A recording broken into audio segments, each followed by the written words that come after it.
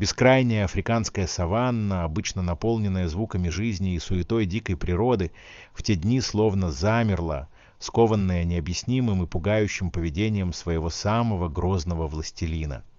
Группа фотографов-экстремалов, рассчитывавшая на захватывающие кадры и мирные вечера у костра, оказалась заперта в тесном гостевом домике, который внезапно превратился в настоящую осажденную крепость.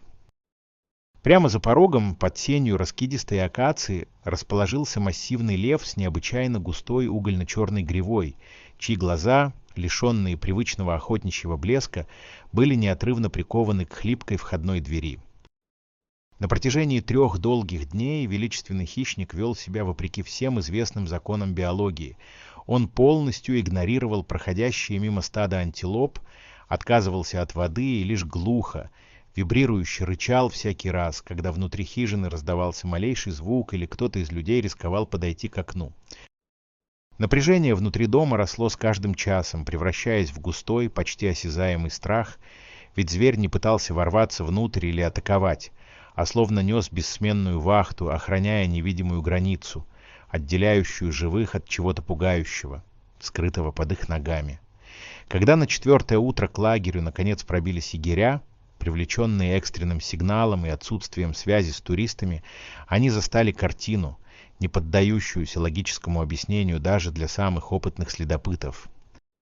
Лев не бросился на прибывшие машины и не попытался скрыться в высокой траве, а начал яростно и методично терзать когтями иссохшую землю у самого основания свай, на которых покоился настил домика.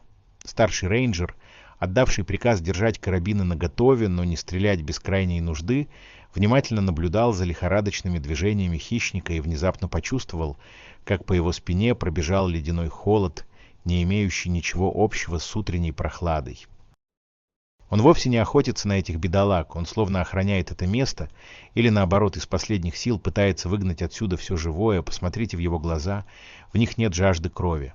Там застыла лишь вековая тревога и мольба о помощи. Негромко произнес рейнджер, отдавая распоряжение немедленно вскрыть доски пола в том самом месте, где хищник оставил самые глубокие борозды.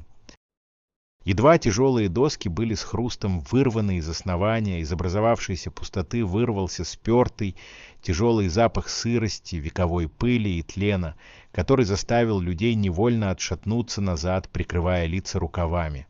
В лучах мощных фонарей, разрезавших кромешную мглу, показался вход в заброшенный подвал, который не значился ни на одной современной карте заповедника и о существовании которого не подозревали даже старейшие работники парка. На дне этого тайного убежища, в массивном металлическом ящике, тщательно обмотанном истлевшей промасленной тканью, лежали аккуратные стопки дневников и личные вещи знаменитого исследователя, чье таинственное исчезновение в середине прошлого века считалось одной из самых мрачных загадок этих краев. Однако, когда один из рабочих случайно посветил в дальний угол тесного помещения и увидел то, что десятилетиями было замуровано рядом с этими сокровищами, его истошный крик ужаса, полный первобытного отчаяния, заставил содрогнуться всех присутствующих. Тайна исчезновения человека была раскрыта самым жутким образом. Великий ученый не погиб в схватке с природой, а был заживо погребен в этом каменном мешке собственными коллегами, и лишь необъяснимая интуиция льва, чей предок, возможно, был невольным свидетелем того страшного преступления, позволила правде, наконец, выйти на свет. Дорогие друзья, если вам понравилось видео, поставьте лайк, а также подписывайтесь на канал, где наши авторские истории выходят каждый день.